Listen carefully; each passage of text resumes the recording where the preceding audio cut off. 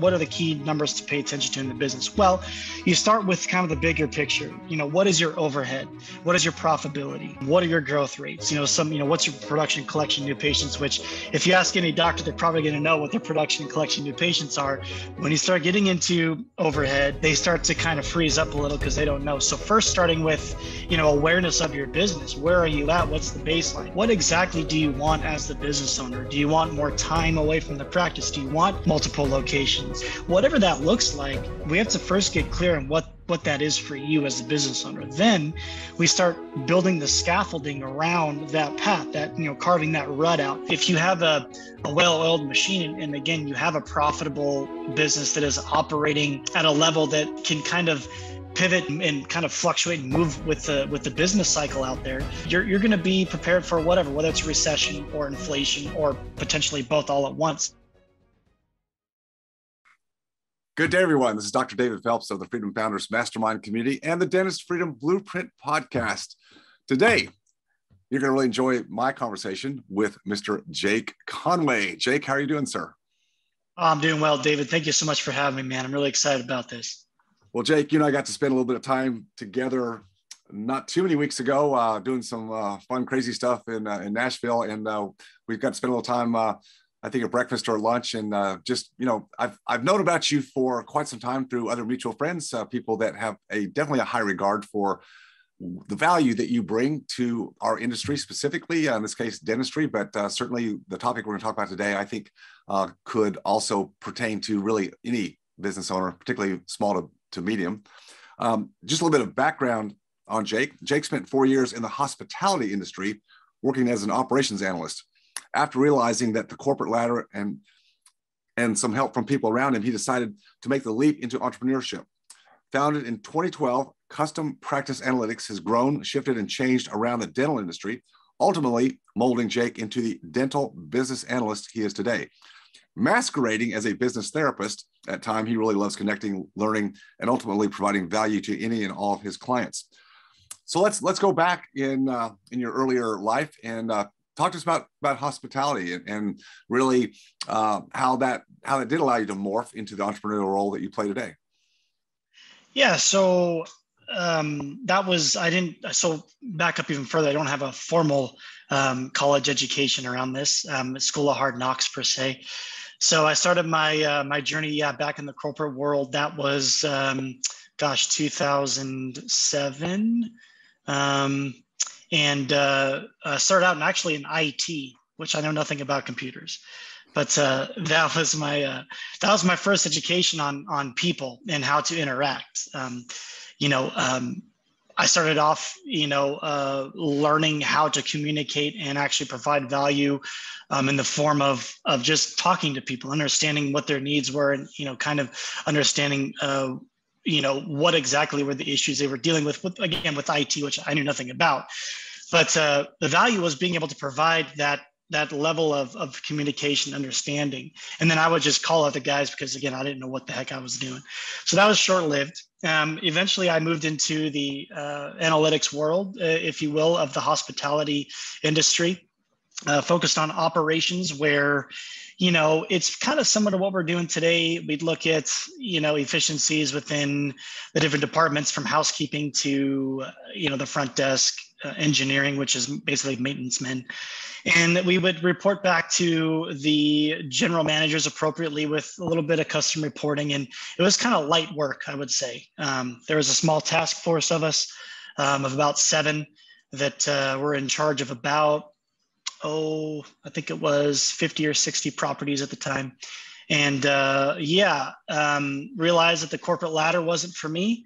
I kind of took what I knew and gained along the way and applied it to small business. I started in the, once I opened up a shop with my own endeavor, becoming an entrepreneur there, I started in the salon industry, which, that kind of started giving me some insight on small business operation and, kind of expanded on what I already started, learning and getting knowledge in the hospitality industry.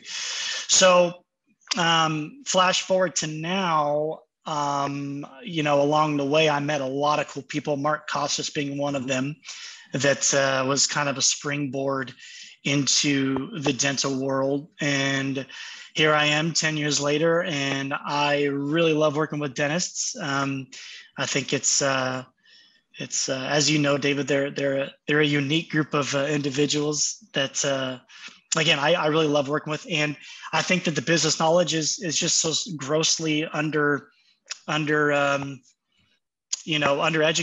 And, I think that there's a lot to learn in the dental world that a lot of these dentists don't have access to. So that's kind of where we're at today.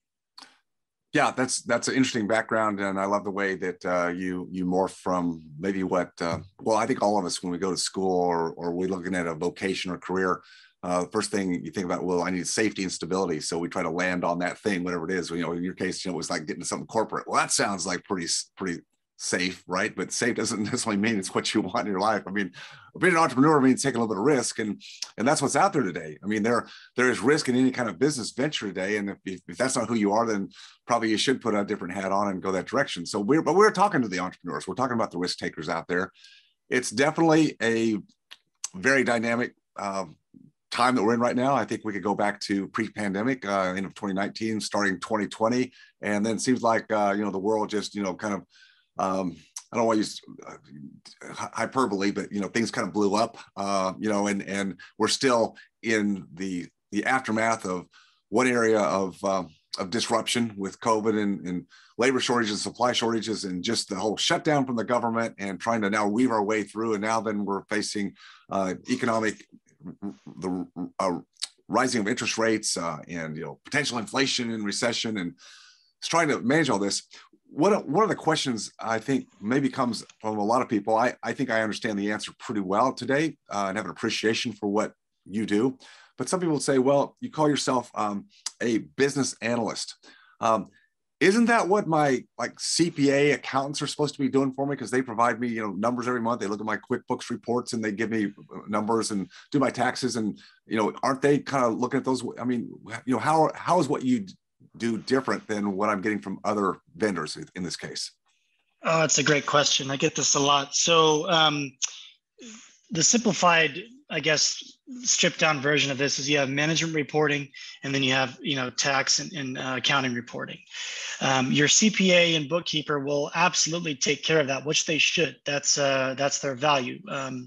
The tax planning and that sort of thing. But then there's the management reporting, which is what we do. So we take the numbers that are given from your CPA, your financials, your payroll. We combine that with your software reports, whether it's Dentrix, Open Dental, what have you, and we use that to wrap it into an easy to read report that not only gives you insight on some key metrics, some KPIs. I'm sure our listeners know what that acronym means, key performance indicators, but also it gives us kind of a story, and it kind of breaks down the interpretation of what the numbers are showing us. So for instance, pulling numbers from these different sources, we're going to look very quickly and very easily see, is hygiene a true profit center for the business? If it isn't the case, why is that? What are the potential symptoms, or causes to this symptom of hygiene not being a true profit center? If your dental supplies are high, why is that? If your overhead in general is high, what are the contributing factors for that being the reality that you're experiencing in your business right now? So it's really just taking the information, compiling into an easy to read format that makes sense, but also furthermore, it's the interpretation of that. And again, digesting and analyzing the story the numbers are telling us, and then creating action from those numbers, from what we're seeing, trends, trend spotting, opportunities in the business, ways to grow. If you're bumping up against complexities of growth, what does that look like in your practice? What are the numbers that show us when it's time to grow, when it's time to shrink down and keep it small? So I hope that answered the question, but that's kind of in a very condensed form. No, I think it's a great way to put it, and I love the fact that you talk about specific metrics or KPIs that I, as a business owner, I know I appreciate having I'll just call it like a dashboard. I mean, it's great to know there's underlying numbers to support what I need to see as an owner, but I'm sure you help your doctors with what are the key things that doctors should see? Should he be looking at? Green, yellow, red, and then, as you said, digging down, what's the story behind that? It's just one thing to show, on a P&L of what last month's P&L looked like. Well, great, but what does that really mean? I mean, until you dig down underneath the surface, you have no idea. Was it a good month? Was it an okay month? Was it a bad month? And probably more importantly, as you said, what are the trends? I mean, we've got to be aware of trends, because certain key aspects that you would pick up very quickly, we might not take a look at as the business owner until we see our bank account dwindling. That's not a good day. Right. Yeah. You look like, what happened? Well, this actually started upstream about 5 months ago. Oh, well, how was I supposed to know that? Well, you probably didn't, because, we're not taught to read the tea leaves. I mean, that's what you do in a sense, is you take all the numbers and then you blend it with the reporting that comes from the practice management software, and tie it together in a fashion that you can tell us the story. And then with you, we look at the story and decide, okay, well, what moves should we be making? What moves can we make if we want to take advantage of opportunities? And what maybe absolutely should I not do right now? Like, oh, well, I'd like to bring an associate in. That'll help, right? Well, will it? Well, you don't know. It just sounds like a great idea, but you help interpret. Well, is it a good idea, or is maybe a later idea? And maybe here's some things you get done first, and then we can talk about the associate or expanding or whatever it might be. Or do I drop off? Can I drop off a certain insurance plan? Well, I should like to get rid of some of those, but I'm scared to death. Well, how do I analyze that? I mean, most people, Jake, just tell me if I'm wrong, but it's just like, it's kind of a guess. I mean, just kind of like stepping out there and seeing if it's going to work or not. And then you don't know till you do it. And maybe it was a good idea. Maybe it was a bad idea. Absolutely. A lot of feeling, right? I feel like I should do this, as opposed to true awareness of what the business is showing us. I view this as, almost like a funneling system. You mentioned like, what are the key numbers to pay attention to in the business? Well, you start with kind of the bigger picture. What is your overhead? What is your profitability? What are your growth rates? What's your production, collection, new patients? Which, if you ask any doctor, they're probably going to know what their production and collection new patients are. When you start getting into overhead, true overhead, profitability, hygiene is a profit center, the things we just mentioned, they start to kind of freeze up a little because they don't know. So first, starting with, awareness of your business. Where are you at? What's the baseline? And then from there, I think we talked at lunch a little bit, David, about the clarity, starting with what exactly do you want as the business owner? Do you want more time away from the practice? Do you want multiple locations? Do you want to get into the time trade game where you're, scaling back from your flagship, but opening up 2, 3, 4 locations to build an empire? Whatever that looks like, we have to first get clear on what that is for you as a business owner. Then we start building the scaffolding around that path, that, carving that rut out. But it starts with the awareness of your business to begin with, because that's really going to be the conduit that gets you from point A to point Z, or again, whatever the end result you're searching for. But awareness of what that looks like is pivotal. I mean, there's really no decisions to be made until we know where we're at and where we want to go, So that's where the dental therapist side comes from, right? I mean, obviously we've already talked about the numbers, and hardcore numbers are one thing, and they're super important. But you're right. Unless you know where you want to go, and it's not just about top line revenue. It's not about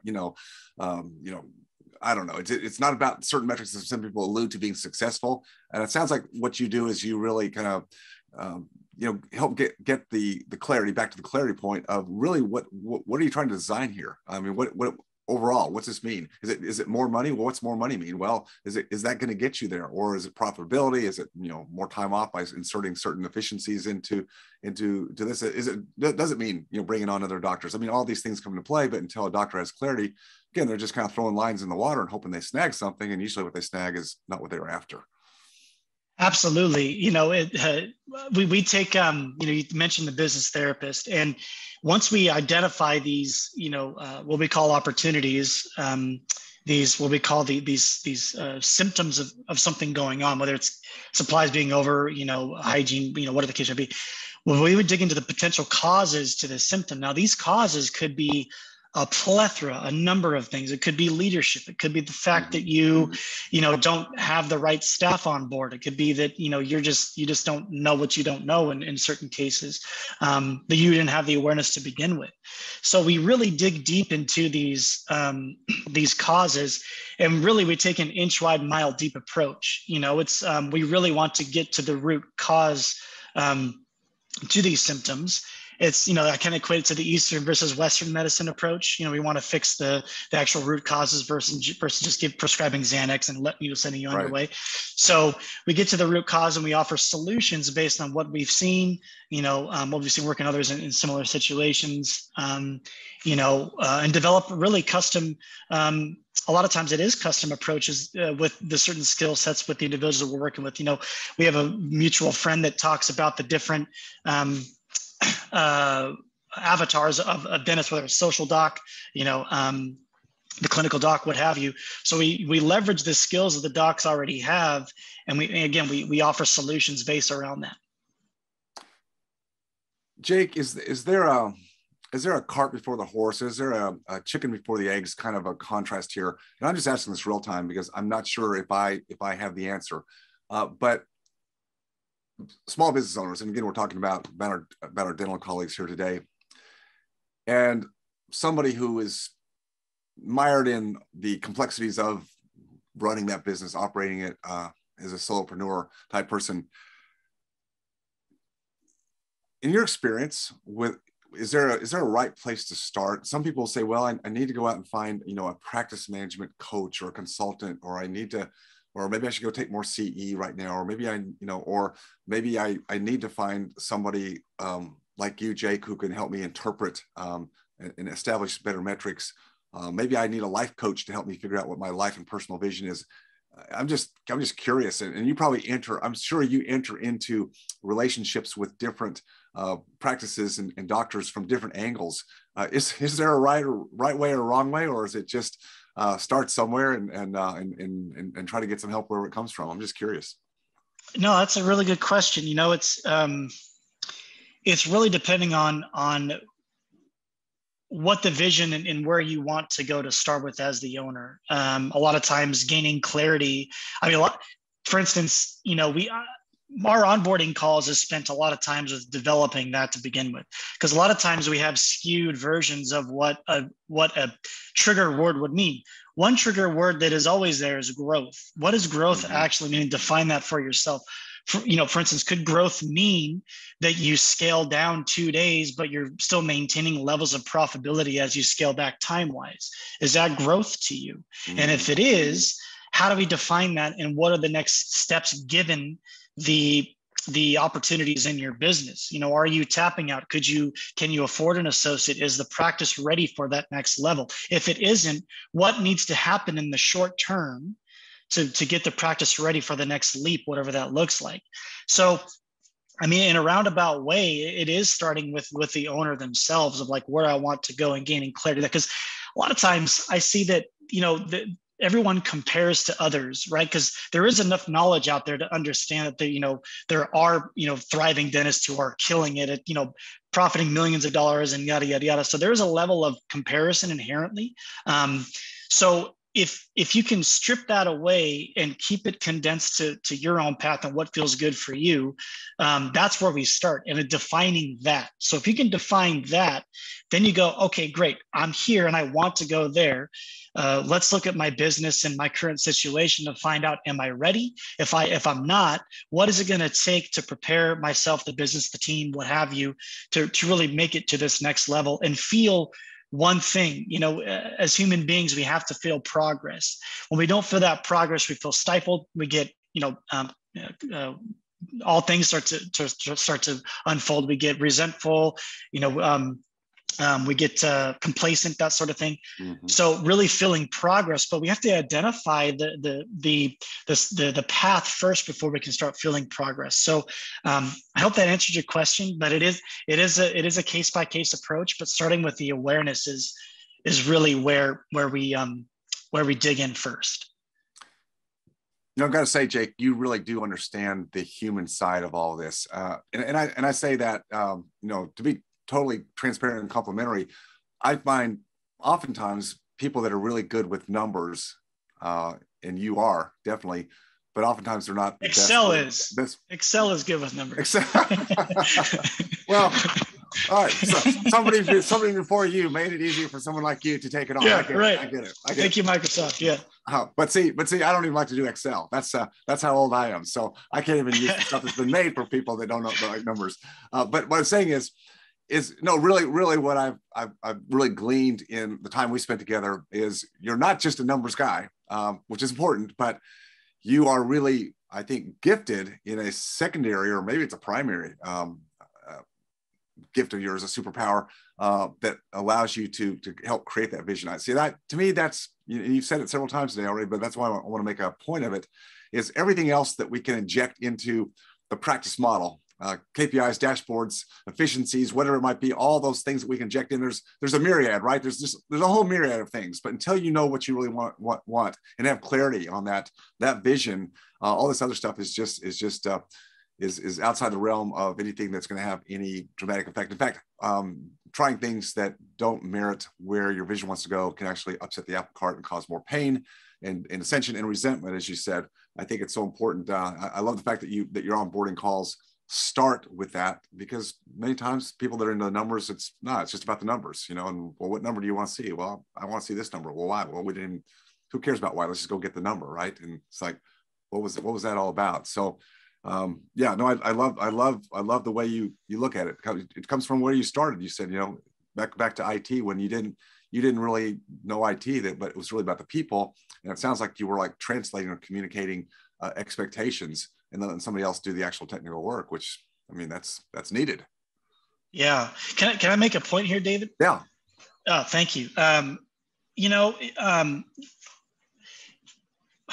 gotta tread carefully here a little bit, but a lot of times I see numbers become like an ego check, or the whole concept of, if you're a golfer, you putt for dough and you drive for show. You know what I mean? So sometimes the numbers can be, I showed 20% growth, but what's your real bottom line? Yeah. So as we move through this, there's a concept that I really, and it's very simple, but the numbers are actually a byproduct of what we do with the people and the team and the culture and the patients. I mean, quality care to the patient is always going to trump all the numbers, because again, those are byproducts of how well we're doing, fill in the blank. And then you can go another step down. If treatment acceptance is down, from the accepted, parameters, why is that? Let's dig in. Is it the fact you're doing too many exams? Do you not have enough resources? Are you underdiagnosing? Again, whatever the case may, or overdiagnosing, whatever the case may be. But again, you said there's a myriad of KPIs, but starting with the understanding that these numbers, the overhead, the growth, the profitability, these are all truly byproducts of the quote unquote, the dirty work, the stuff that people don't want to do and potentially are afraid of, truly revealing, piercing that veil of what's really going on in my business can be a little scary at times. And hopefully I can provide a little guidance and assurance that it's going to be okay. No, that's very helpful, Jake. In working with practices and practice owners, is this one-on-one? Is there some aspect to what you do? Is there a group, or is it one-on-one? Just for the benefit of our listeners, so they kind of know what the approach is. Yeah, so I have a team that will provide reporting. So we do provide custom monthly reporting that kind of breaks the stuff down. We have training videos associated, so you can kind of get an idea of our flavor and how we do things. But we have some different tiered packages where you can do reporting only, which is just the reports with the videos. We have group calls each month as well, which is kind of a step up. And then there is the one-on-one coaching with myself, which is what we call the reporting plus premier. But there's a package for everybody. If you're looking to gain insights and understanding of what's going on, there's a couple of options for those out there. Who would not be a good client to work for you? What characteristics would make somebody not particularly a client that would benefit? Someone lacking humility and someone who's not willing to do certain things regardless of their ego. Yeah. Okay. Because this really, handling and being a leader in the practice, this really is something that this part can't be delegated. Lots of things can be delegated if we're good leaders, but as the owner, it's the owner's vision. The owner therefore has to build the culture and the team, and this is something you can't delegate this part. You got to step up, stand up, dig in. Am I Absolutely? Yeah. It's a Jocko Willink extreme ownership. Yeah. You know, you're right. It comes down to you, but to delegate, you have to identify what that's going to be in the first place and create a vision for your team. You know, and this is getting a little outside of the numbers, but gosh, the numbers are a great place to start to identify where we can start seeing impact. Because again, with the numbers as a byproduct, as you focus on your team, your culture, potentially getting rid of some of these, what we call cancers of the practice, it's going to be tough work. And that's where you have to step up and be the leader of the practice and make some tough decisions. Put your ego at the door and again, just having humility to make decisions, what's best for the team, the patients, ultimately leading to, best for yourself. Last question. This is just more generic about kind of where we are in the marketplace today, the economic cycle.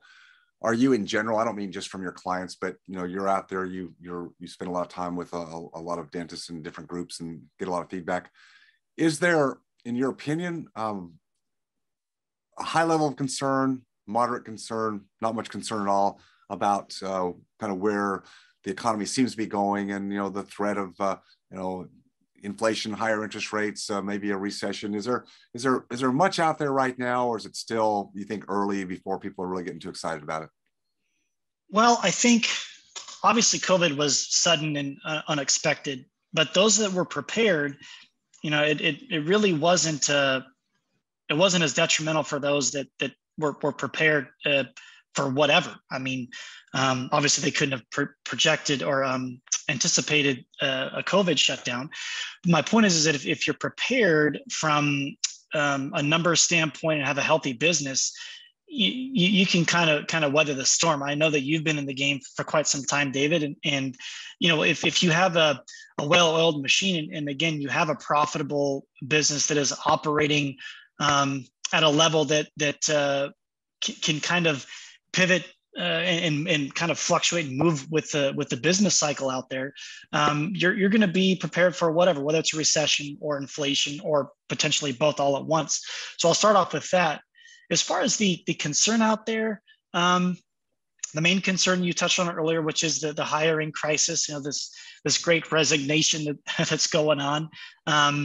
There are some strategies there that we've seen, kind of people are kind of, tweaking and pivoting on how they actually start to attract and trying to pull potential candidates. But right now, I mean, dentistry is coming back.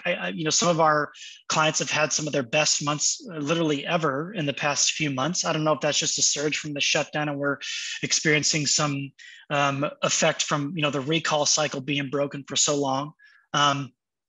But for right now, it's stable. It's just really trying to hire the staff to keep up with the demand right now. But as you know, David, dentistry is one of the most recession-proof industries out there. Unless you're doing huge cosmetic cases all the time, you're probably going to be, pretty fine. But again, just being aware and being prepared for whatever it is, could you really, if you're going to anticipate, let's see, a 20% reduction in collection in revenue, could you sustain that? Right. What's your overhead? What's your profitability? What levers would you need to tweak and move to sustain that? So that's kind of, where we're at is preparation, but those that are prepared, it's business as usual. It's just trying to keep up with the demand and rolling with the punches. Yeah, no, very well said. Very well said. Jake, what's the best way for people to connect or contact you for more information? Oh, that's great. You can go to custompracticeanalytics.com. I will say that it's still under a bit of we're transitioning to a new website. But book a consultation there. It'll be a one-on-one call with myself. You can reach out with the online form. Or you can, you know what, you can just email info@custompracticeanalytics.com. That could be a great way as well if you just want to get a direct line into the water there. Great. We'll put both those links in the show notes for those who might be listening while they're driving a car and you can't memorize quickly enough. Well, Jake, you're very easy to talk to, and I think that just bodes well for the relationships you have with so many of the the great reports that I hear about folks that I know who have had the opportunity and blessing to work with you. And I know you're making a big difference. I hope people who listening today will, if they have any concerns about where they are in their practice or their vision not being really crystal clear, as you said, and are trying to figure out where they want to go. I can't think of a better person to start with other than Jake Conway. So Jake, we appreciate you being here today. David, likewise, man. Thank you so much. I have to say that this is an extreme honor to be on, looking at Dr. Phelps here one-on-one. I can't, just keeping up with you through the years and learning of you and just knowing of what the impact you're creating yourself. Again, this is an extreme honor, and I really thank you for you taking the time today. Oh, my pleasure, Jake. Thank you so much. We'll talk to you soon. All right. Thank you, David. Take care. If you enjoyed watching or learning from this video, please leave a like and subscribe to my channel for more content. If you have a question about any of my content or this specific video, just please leave a comment down below. And as always, stay focused on your freedom. I'll see you next time.